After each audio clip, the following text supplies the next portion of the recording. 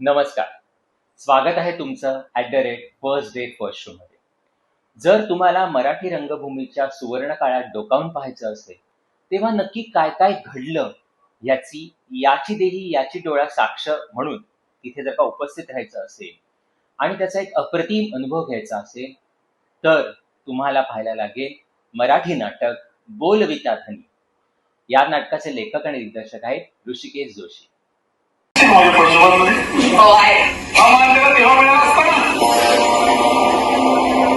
अगं सिनेमा सोड, सिनेमाची 100 वर्ष, पण त्याआधी आपलं नाटक होतच की 70 वर्ष.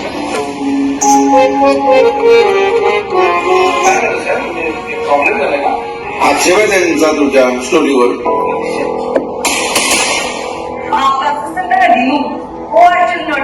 की देवल मास्तरांनी लिहिलेल्या नवीन संगीत शारदा या नाटकात मला एक महत्वाची मोठी भूमिका देण्यात आली आहे. हे बाई, आता तुझ्या समोर फक्त एकच पर्याय शिल्लक आहे. माझा आहे विश्वास, एक दिवस तुम्ही खूप मोठे नट व्हाल.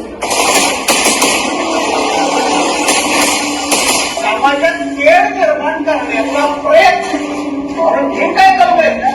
समजे आणायची रोटीची म्हणजे मोठा लोणी मान करू नको हनुमान.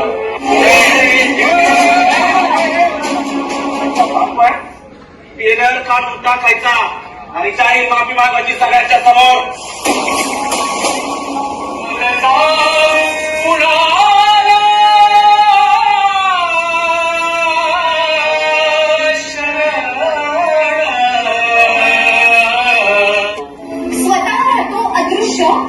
पण बदलून घेतो दुसऱ्याकडून प्रत्यक्ष. नाटकाचं नाव आहे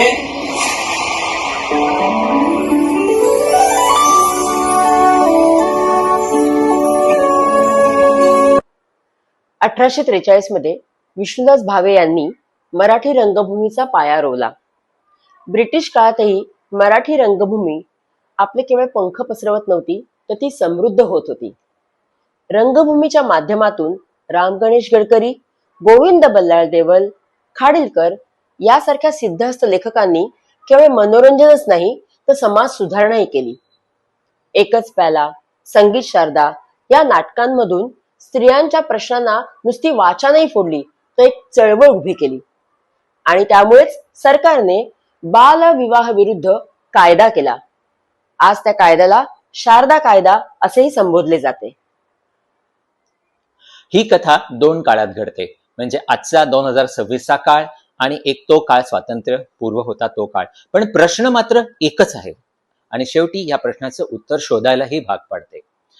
1874 मध्ये अण्णासाहेब किर्लोस्कर यांनी किर्लोस्कर नाटक मंडळीची स्थापना केली होती. पण उण्यापुऱ्या 42व्या वर्षी म्हणजेच 1885 मध्ये किर्लोस्कर रावांचं निधन झालं.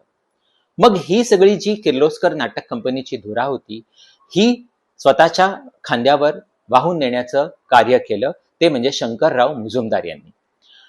आता ह्या नाटकातला जो काळ आहे तो 1897चा आहे.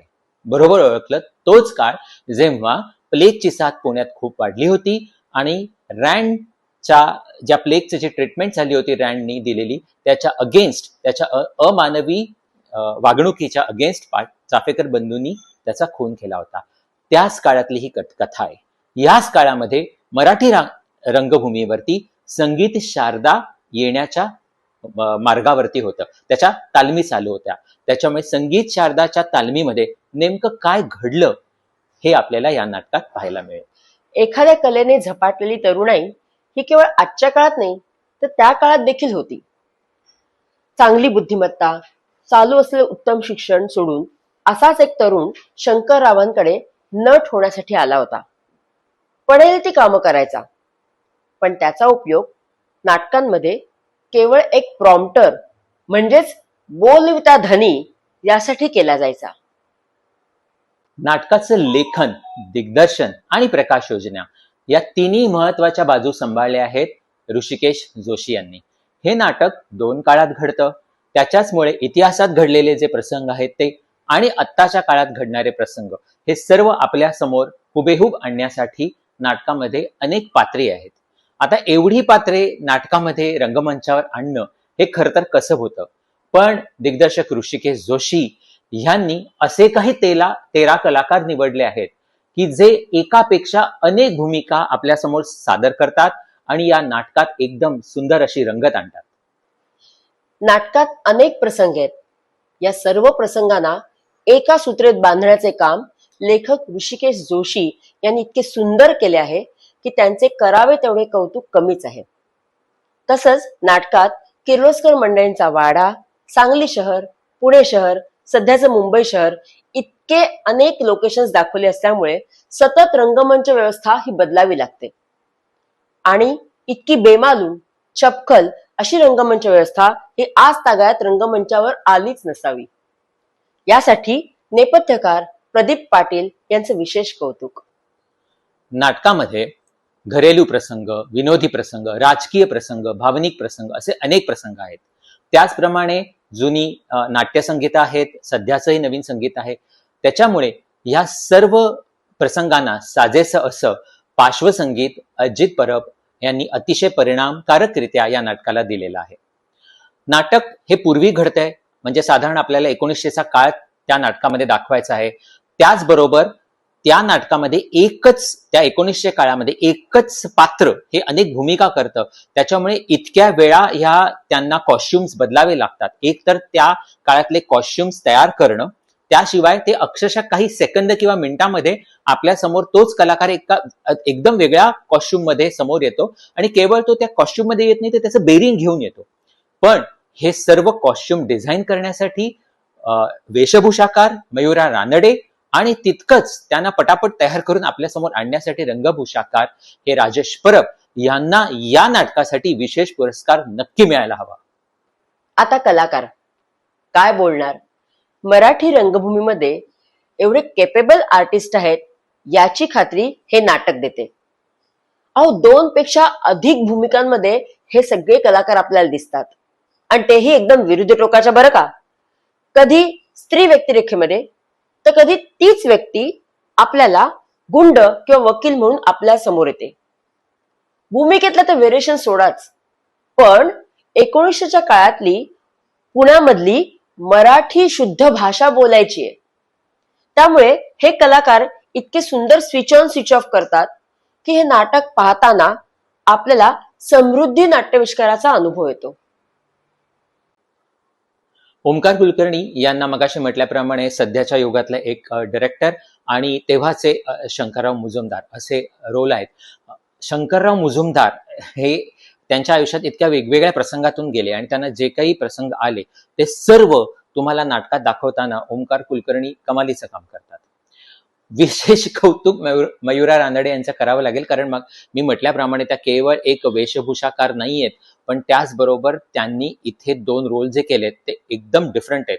म्हणजे एक भावना नावाची एक सध्याची असिस्टंट डायरेक्टर जी एकदम मॉडे, जिची देहबोली एकदम मॉडे, तिची भाषा एकदम मॉडे, आणि त्याच्या एक्झॅक्टली विरुद्ध ही 1900च्या काळातली पुण्यातली एक नऊवारी नेसणारी आणि अख्खं घर सांभाळणारी बाई म्हणजेच पार्वती काकू ह्या त्यांनी उभ्या केल्या आहेत. पार्वती काकू एस्पेशली उभ्या करताना त्यांची देहबोली, बांगड्यांचे आवाज, बसण्याची पद्धत, हक्काने लोकांना सांगणे, त्या काळातली पुण्याची भाषा मयुरांनी एकदम क्लास काम केलेलं आहे.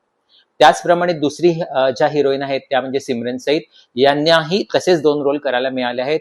त्या काळातली रमा जी एक लाजरी बुजरी मुलगी आहे, जी आता 5वीच्या परीक्षेला बसायचं म्हणते आहे, तिला गणितात प्रॉब्लेम येत आहेत, त्याच्यामुळे तो एक नऊवारी नाही सॉरी तो एक झगा आणि तो एक काठाचा असा ब्लाउज घालणारी ती रमा, आणि आत्ताच्या काळातली एकदम मॉड हिरोईन जी एकदम मुफट आहे अशी हिरोईन, ही दोन्ही विरुद्ध पात्र परत सिमरन सईद इथे आपल्या समोर सादर करतातच. संग्राम साळवी ह्या माणसाला तुम्ही चित्रपटामध्ये विलन बघितलेला आहे, हिरो बघितलेला आहे. म्हणजे देवियाने या सिरियलमध्ये ते हिरो होते, तर अनेक चित्रपटामध्ये ते विलनही आहेत. मितवामध्ये त्यांचा रोल खूप महत्वाचा होता. म्हणजे सोनाली कुलकर्णी यांचं लग्न ज्यांच्याशी ठरलेलं असतं तो रोल. ते संग्राम साळवी ह्याच्यामध्ये एकदम गोविंद बल्लाळ देवल आणि वैद्य वकील यांच्या भूमिकांमध्ये दिसतात. क्षितिज दाते, दामोदर वाईकर ह्यांची भूमिका करण्यासाठी क्षितिज दाते यांनी जी काही मेहनत घेतली आहे ना, त्याला तोड नाही. कारण त्या काळात एक नाट्यकलेने झपाटून गेलेला मुलगा, त्याची देहबोली, उभं राहण्याची पद्धत, अगतिक होतो तो तेव्हाची पद्धत, घरात पडेल ते काम, शंकरराव सांगतील ते काम करणारा मुलगा, त्याचबरोबर नट व्हायचंय म्हणून सतत संवाद पाठ करून उभा राहणारा मुलगा, की कधी मला एकदा नट मी झालो तर मी कसा प्रेक्षकांच्या समोर येऊ शकेन, ते आपलं पहिलं प्रेम जेव्हा सफल होत नाहीये त्याची एक खंत बाळगणारा मुलगा, हे सर्व करत असताना आणि त्याचबरोबर एक सरतेशेवटी नाटकाच्या शेवटी एक पल्लेदार ऐतिहासिक संवाद त्याला येतात. एक इतकं अमेझिंग तो सीन आहे जो क्षितिज दातेंनी उभा केलेला आहे. क्षितिज, हॅट्स ऑफ टू यू. अजिंक्य पोंक्षे यांनी या नाटकात रामा डावरी व अनेक इतर भूमिका केलेल्या आहेत. रामा डावरी हे स्त्री व्यक्तिरेखा भूमिका साकारायचे. संगीत शारदेमध्ये दोन मैत्रिणींच्या मध्ये विनोदी वजा प्रसंग जेव्हा घडतोय आणि त्याच्यात एक नाट्यसंगीत पण आहे, म्हातारा इतुका न अवघे पाऊणशे वय माझे, हा अख्खाच्या अख्खा प्रसंग आपल्याला ह्या नाटकामध्ये बघायला मिळतो. तर हे झाले मुख्य कलाकार की जे वेगवेगळ्या रोल्समध्ये आहेत. त्या व्यतिरिक्त इतर अनेक सर्व कलाकार, माफ करा आम्हाला सगळ्यांची नावं इथे देता येत नाहीयेत, पण त्या सर्व कलाकारांनी 2 पेक्षाही अधिक भूमिका केल्यात आणि अनेक अनेक वेश बदललेले सुद्धा आहेत. तर हे सर्व जेव्हा आपण पाहतो तेव्हा आपल्याला हे नाटक म्हणजे सध्याच्या काळात बोलायचं झालं ना तर एकदम वरचा क्लास असा अनुभव येतो. एकूणच सर्वोत्कृष्ट लेखन, दिग्दर्शन, प्रकाश योजना, नेपथ्य, रंगमंच व्यवस्था, रंगभूषा, वेशभूषा आणि त्याचप्रमाणे सर्वच्या सर्व 13 कलाकारांचा अप्रतिम अभिनय याचा सुरेख संगम साधून एक अप्रतिम नाट्याविष्कार, समृद्ध नाट्याविष्कार आपल्याला बघायचा असेल तर पहा बोलविता धनी. @फर्स्ट डे फर्स्ट शो कडून आम्ही या नाटकाला देत आहोत 4.5 स्टार्स. आपल्याला जर का आमचा हा व्हिडिओ आवडला असेल तर जरूर लाईक करा, शेअर करा, आमच्या चॅनलला सबस्क्राईब करा, बेल आयकन दाबा. लवकरच आम्ही घेऊन येऊ एक पुढचा व्हिडिओ. तोपर्यंत बोलविता धनी बघायला विसरू नका. आणि तोपर्यंत परत भेटू. Bye bye.